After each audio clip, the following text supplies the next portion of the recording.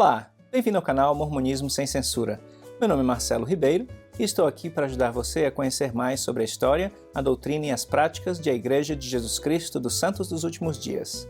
Se essa é a primeira vez que você está me assistindo, gostaria de sugerir que você visitasse o vídeo de introdução do canal, no link que aparece na sua tela agora. Assim você poderá saber um pouco mais a respeito de mim e o propósito do canal. Antes de começarmos, gostaria de dizer que as referências usadas nesse vídeo aparecerão na parte de baixo da sua tela e os links para os textos completos estarão na descrição desse vídeo. Gostaria também de esclarecer que, por questão de praticidade, algumas partes das citações usadas serão puladas, mas nunca com a intenção de modificar o seu conteúdo ou mesmo significado do texto. A primeira referência que aparece agora no seu vídeo diz respeito ao texto As Etnias e o Sacerdócio, publicado pela Igreja na página lds.org, a qual sugiro que você leia para poder ter um melhor conhecimento e para entender aquilo que vou tratar aqui nessa série de 3 vídeos. Você pode também ter acesso ao conteúdo daquele texto através de um vídeo que eu publiquei alguns meses atrás, onde eu leio o texto aqui no YouTube. Outra condição importante para a nossa conversa de hoje é definirmos 2 termos que serão utilizados nesse vídeo de forma intercambiável: racismo e discriminação racial. Segundo o dicionário Michaelis, racismo é a teoria, crença ou doutrina que estabelece uma hierarquia entre as raças ou etnias, fundamentando o direito de uma, visto como pura e superior, sobre as outras.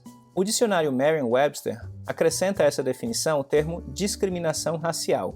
A definição jurídica de discriminação racial inclui o seguinte: distinção, exclusão, restrição ou preferência baseada na raça, cor, ascendência, origem étnica ou nacional. Então, se o dono de um cinema coloca uma regra que pessoas negras não podem entrar naquele estabelecimento simplesmente pelo fato de elas serem negras, ele está sendo racista, de acordo com essa definição. Ou então, se o diretor de uma empresa barrar a promoção de um bom funcionário a gerente simplesmente pelo fato dele ser negro, ele também está sendo racista, ou fazendo discriminação racial. Nestes 2 exemplos, a pessoa praticando racismo não necessariamente tem ódio aos negros, mas elas têm um pré-conceito de que por alguma razão intrínseca à raça, os negros teriam menos status social, menos inteligência, capacidade, ou etc. A Igreja de Jesus Cristo dos Santos dos Últimos Dias, durante um período de quase 130 anos de sua história, restringiu a pregação do Evangelho aos negros e proibiu que eles recebessem o sacerdócio. Assim, eles não podiam servir o sacramento, abençoar pessoas, batizar, abençoar seus próprios filhos, exercer cargos de liderança mais elevados na igreja. Além disso, eles também eram proibidos de entrar no templo para realizar e receber as ordenanças mais sagradas da igreja, essenciais para sua salvação. Então, embora possamos tentar usar de eufemismos e frases mais bem elaboradas, a verdade objetiva é que durante esse período, de 1852 a 1978, a Igreja praticou a discriminação racial contra os negros de origem africana. O racismo na Igreja se aplicava apenas aos negros de origem africana e seus descendentes.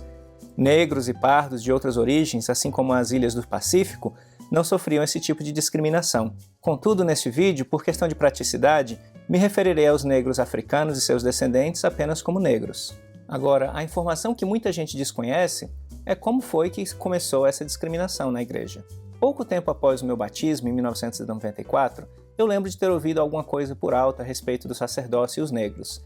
E a explicação que alguém da ala me deu na época foi que Deus havia colocado uma maldição em Caim e que por causa dessa maldição ele jamais poderia receber o sacerdócio, nem ele nem sua descendência, e que todos os seus descendentes eram negros. Então Deus precisava esperar até que o último descendente de Caim morresse para que não houvesse nenhum risco de ser dado o sacerdócio a um deles. Na época não me preocupei muito porque essa restrição já tinha se acabado há muito tempo e não afetava nem a mim nem a ninguém que eu conhecesse. Então deixei para lá e segui adiante. Mas pensando bem agora, se essa restrição não houvesse acabado, eu mesmo jamais poderia ter recebido o sacerdócio, já que tenho ascendência africana em minha família. Um dos lugares onde a separação entre brancos e negros aparece na doutrina da Igreja é no livro de Mórmon. Lá ele ensina que Deus amaldiçoou a parte iníqua dos povos aqui das Américas, chamados de lamanitas, com a pele escura, para que eles se tornassem repugnantes e seus irmãos brancos e justos, os nefitas, não se sentissem atraídos e assim não se misturassem com eles. Essa escritura encontra-se em 2 Nefe 5, 21 e 22, e diz o seguinte: E ele fez cair a maldição sobre eles, sim, uma dolorosa maldição, por causa de sua iniquidade. Pois eis que haviam endurecido o coração contra ele, de tal modo que se tornaram como uma pedra, e como eram brancos, notavelmente formosos e agradáveis, a fim de que não fossem atraentes para meu povo, o Senhor Deus fez com que a pele se tornasse escura. E assim diz o Senhor Deus: eu farei com que sejam repugnantes a teu povo, a menos que se arrependam de suas iniquidades. E mais adiante, o livro de Mórmon ensina que os lamanitas, negros e iníquos, seriam ensinados o evangelho e se arrependeriam, e assim, segundo o 2 Nefe 30, versículo 6, tornar-se-iam um povo branco e agradável. Se você olhar esse versículo na versão eletrônica ou então qualquer publicação depois de 1981, você não vai ver a palavra branco e agradável, mas sim puro e agradável, porque esse versículo do livro de Mórmon foi alterado em 1981. Embora este e outros versículos que fazem a distinção entre brancos e negros estivessem presentes no livro de Mórmon desde a sua concepção, foi apenas em 1852 que essa doutrina passou a ter efeitos práticos na vida dos membros da igreja. Foi neste ano que Brigham Young, o presidente da igreja e também governador do território de Utah, compareceu à Assembleia Legislativa do território e deu um discurso explicando a posição da igreja com relação aos negros. Vejamos agora algumas partes desse discurso. Caim ficou com inveja de Abel, e ele estabeleceu um plano em seu coração para colocar fim na sua existência mortal. Agora diz o grande Pai: não vou desperdiçar a semente de Miguel e sua esposa, e eu não te matarei, nem te deixarei matar, mas eu te colocarei uma marca. Qual é essa marca? Você a verá no semblante de todos os africanos que já viu ou verá na face da terra. O Senhor disse a Caim, ou sua semente, não deveriam receber as bênçãos do sacerdócio, até que o último da posteridade de Abel tivesse recebido o sacerdócio, até a redenção da terra. Se nunca houve um profeta, o apóstolo de Jesus Cristo, que tenha dito isso antes, eu o farei. Este povo, que é comumente chamado de negros, são filhos do velho Caim. Sei que eles não podem governar no sacerdócio, pois a maldição permanecerá sobre eles até que o restante da posteridade de Miguel e sua esposa recebessem as bênçãos. Agora então, no reino de Deus na terra, um homem que tenha o sangue africano não pode ter nenhum pingo de autoridade no sacerdócio. Por quê? Porque esses são os verdadeiros princípios eternos que o Senhor Todo-Poderoso ordenou. E quem pode mudá-los? Os homens não podem, os anjos não podem, e todos os poderes da terra e do inferno não podem mudá-los. Mas assim diz o eterno Eu Sou. Assim como é a vontade do Senhor, eles devem receber o Espírito de Deus pelo batismo. E esse é o fim do seu privilégio, pois esse privilégio foi tirado deles por causa da sua própria transgressão, e não há nada que eu possa fazer a respeito.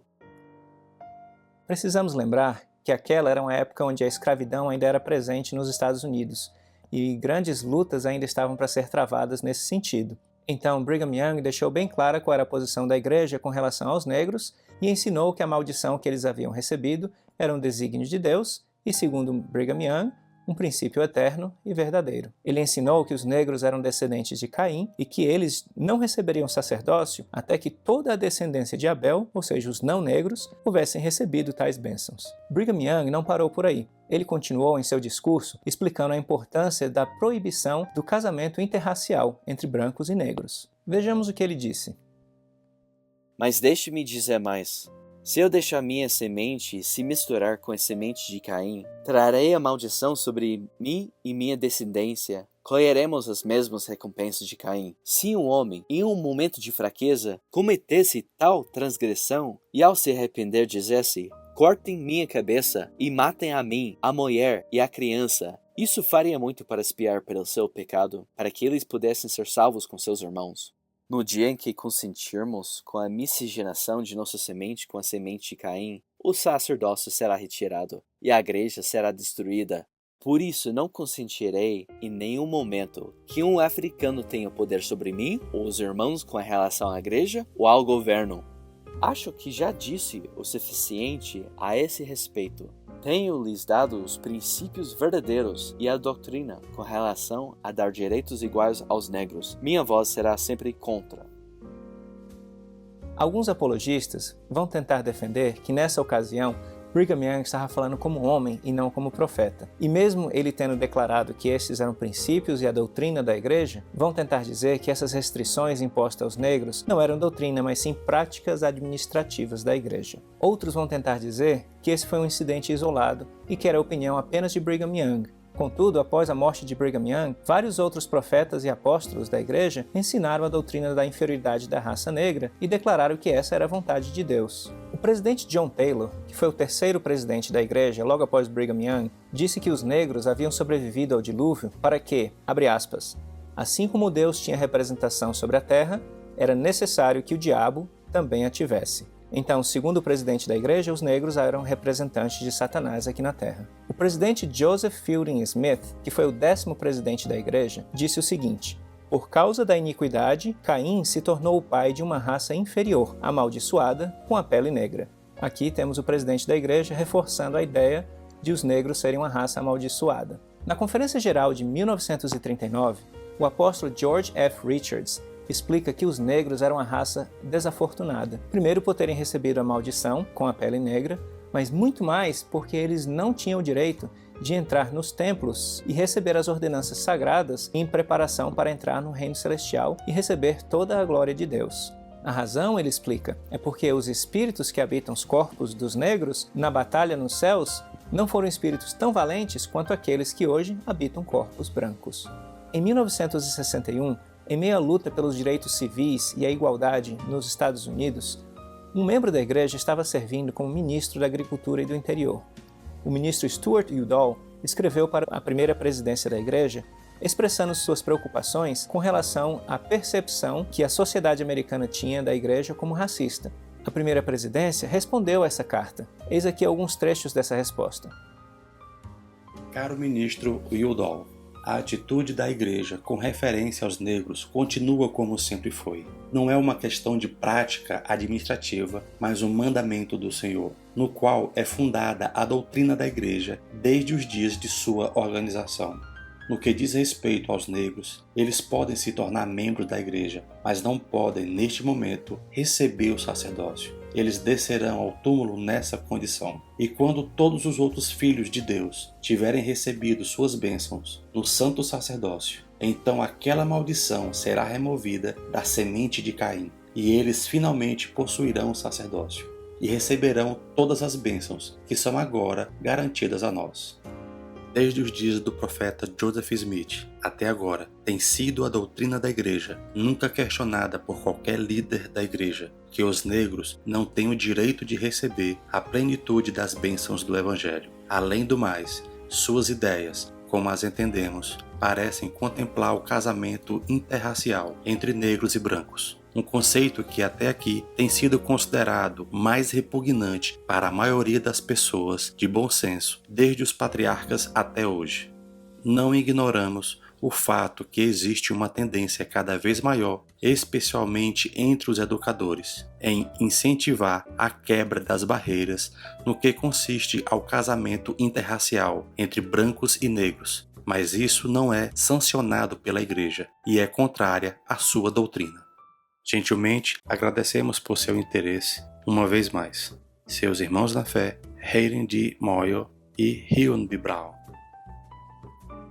Com todas essas restrições e uma pesada doutrina a respeito do assunto, durante muitas décadas, os missionários eram desencorajados de pregar o evangelho aos negros. E durante algum tempo, uma palestra sobre a linhagem era parte das palestras missionárias, para que os missionários pudessem identificar quem eram os pesquisadores que seriam passíveis de receber o sacerdócio. Como podemos ver, ao contrário do que muitos tentam colocar, a proibição de receber o sacerdócio e de entrar no templo, para os negros, não era uma prática administrativa da igreja, mas era ensinada como doutrina, e os motivos para tais restrições eram embasados nos ensinamentos dos profetas e apóstolos da época.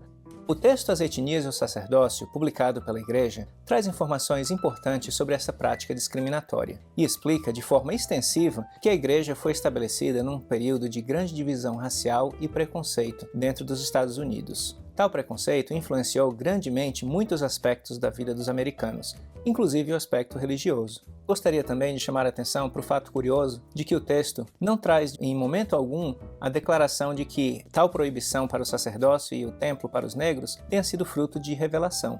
Um estudo crítico e cuidadoso do texto, na verdade, pode levar o leitor a inferir que o texto está, na verdade, insinuando indiretamente que tal proibição para os negros não foi fruto de revelação, mas sim da cultura preconceituosa americana da época, na qual os profetas e líderes da igreja estavam inseridos, e que eles então repetiram as mesmas justificativas que outros cristãos brancos haviam utilizado na época para justificar a escravidão.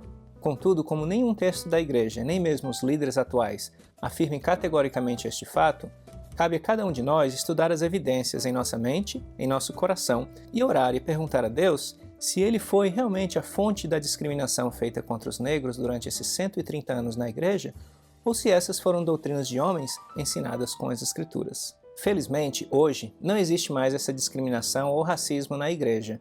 Todos os homens, sejam eles brancos, negros, pardos, amarelos ou vermelhos, podem receber o sacerdócio, e todos os membros da igreja em todo o mundo podem entrar nos templos e realizar as ordenanças sagradas que lá são oferecidas. Contudo, eu ainda considero o estudo cuidadoso desse assunto algo de muita importância, porque ele trará um entendimento melhor sobre o processo de revelação dentro da igreja, sobre a posição dos líderes, o seu papel na vida dos membros, a possibilidade deles ensinarem doutrinas errôneas ou não, e assim por diante. Bom, por hoje é só. No próximo episódio, vamos explorar como foi o processo que levou até o fim dessa proibição do sacerdócio e da entrada no templo para os negros. Vamos entender que a mudança não aconteceu da noite para o dia, mas foi fruto de grande pressão recebida pela igreja, tanto interna como externamente. Vamos também ver qual era a posição da igreja com relação ao movimento dos direitos civis nos Estados Unidos. Vou também falar sobre as consequências desse posicionamento e as sanções sofridas pela igreja na época. Se você gostou da informação apresentada aqui hoje, não se esqueça de curtir o vídeo, deixar seu comentário, se inscrever no canal e divulgar para os seus amigos. Um abraço a todos, sem censura, mas com respeito.